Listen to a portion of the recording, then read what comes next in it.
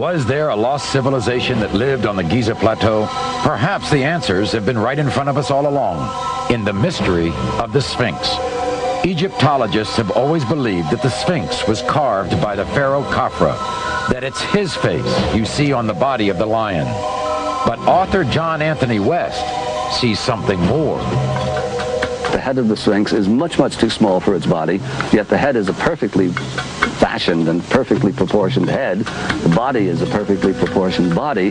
So our belief is that the Sphinx has been altered at some point or another in its history. If the pharaoh Khafra had his face carved onto an existing structure, then it's possible the Sphinx is much, much older than we think. There is definitive evidence that the Sphinx was in fact weathered by constant rains. What attacks limestone and dissolves it away is water. The only way that such a fissure forms in a rock face that's cut smooth is by rainwater, lots and lots of rainwater falling down over long periods of time. But how can that be? Egypt's been a desert for more than 10,000 years. There were moist periods, rainy periods in Egypt that clearly predate the modern Sahara Desert. This kind of a rainy period prevailed in Egypt around from the time when the last ice age broke up. For the Sphinx to be water weathered and rain weathered means that it has to have been built before the rains fell. Traditional Egyptologists argue that it was not rain, but the harsh environment of the windswept desert that caused this erosion. But West says that's just not possible. The Sphinx has been covered in sand for most of the last 4,500 years. Obviously, it can't be weathered either by water or by wind and sand when it's covered up to its neck. If the water weathering theory is correct, then we're confronted by a very ancient and highly sophisticated civilization existing at a time when no civilization is supposed to have existed. Perhaps the Sphinx is the last monument of this civilization, which vanished some 12,000 years ago. And if that's the case, was there any other evidence left behind? The prophecies of the renowned 20th century psychic Edgar Cayce might hold a key. According to Edgar Cayce, around 10,500 BC, the Egyptians were attempting to record and store and hide records that future generations could find and that would enlighten them about this prehistoric period.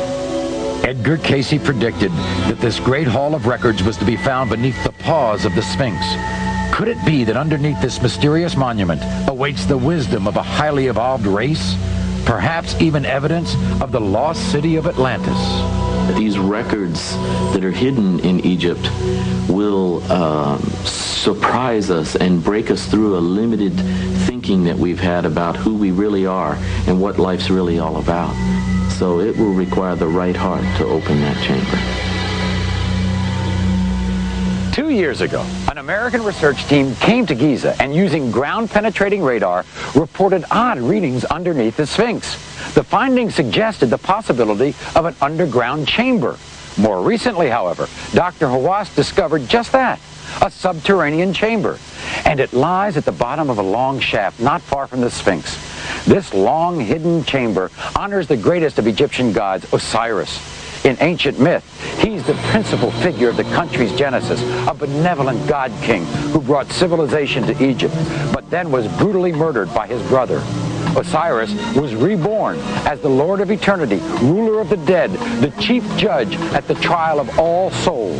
And as we now learn, he is part of the wonders at Giza.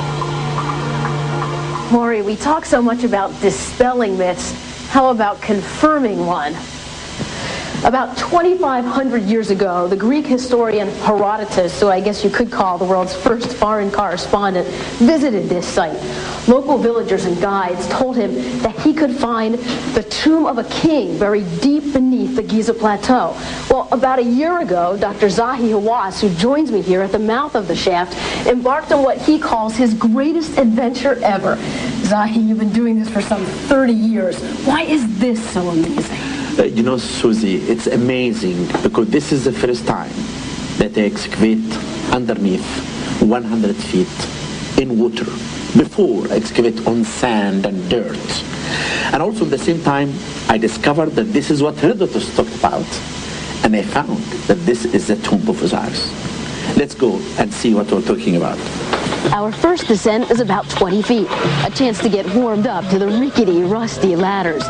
Now it gets intimidating. The second leg is a major drop as the shaft narrows before opening to a room once obscured by dirt and sand. Zahi and his men cleared it to find a burial chamber with 6 rooms. So this is the second level, 55 feet down, right? Yeah. What did you find here? You know, I excavated this part. I found 6 rooms cut in the rock, 2 red granite sarcophagus, and pottery, and bones.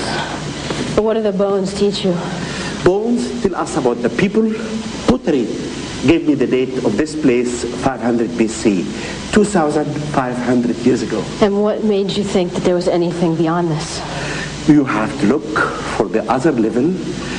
This is the adventure. Let me take you to show you the most amazing thing that you'll ever see in your life. But let us take our jackets off because it's so hot there.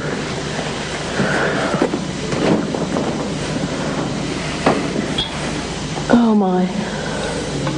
Upon discovery, the third level was submerged. When the water was pumped out, Dr. Hawass had the find of his life. No fear of the unknown? Yes, but there is great adventure in archaeology.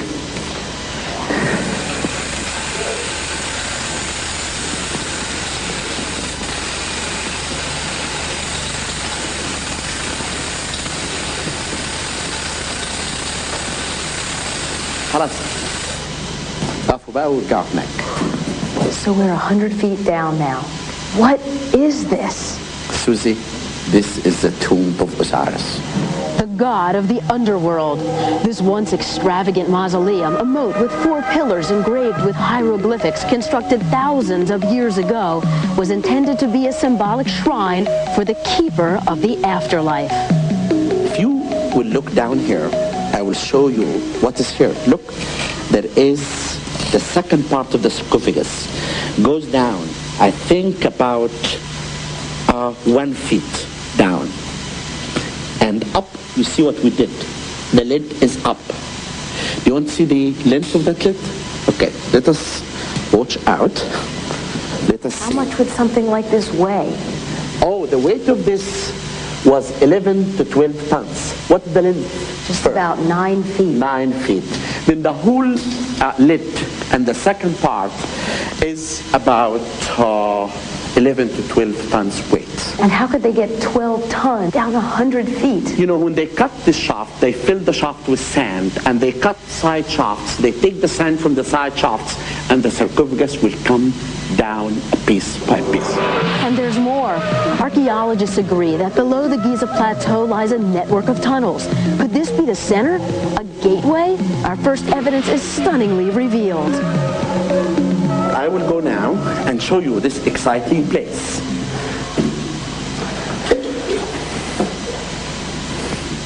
Zahi, the American prophet Edgar Casey talked years and years ago about a lost civilization, hidden tunnels that would lead to answers about it. Could this have anything to do with that? You know, Susie, Edgar Casey and lost civilization, it's a legend, it's a myth. The Arabs in the last century, they talked about all of this, and psychic brought it to us back. But, to be fair, I did not excavate this tunnel yet.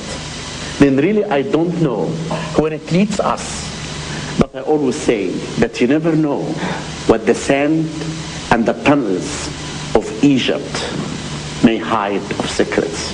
Zahi, thank you so much for allowing us to experience this adventure with you. You are welcome, Susie. And Maury, I guess on a personal level, I am in awe of this whole thing, and what a once-in-a-lifetime opportunity to be a part of this great discovery that will certainly fuel the fire and the speculation that we can find the answers, perhaps details of a lost civilization, instructions for our future. Maybe.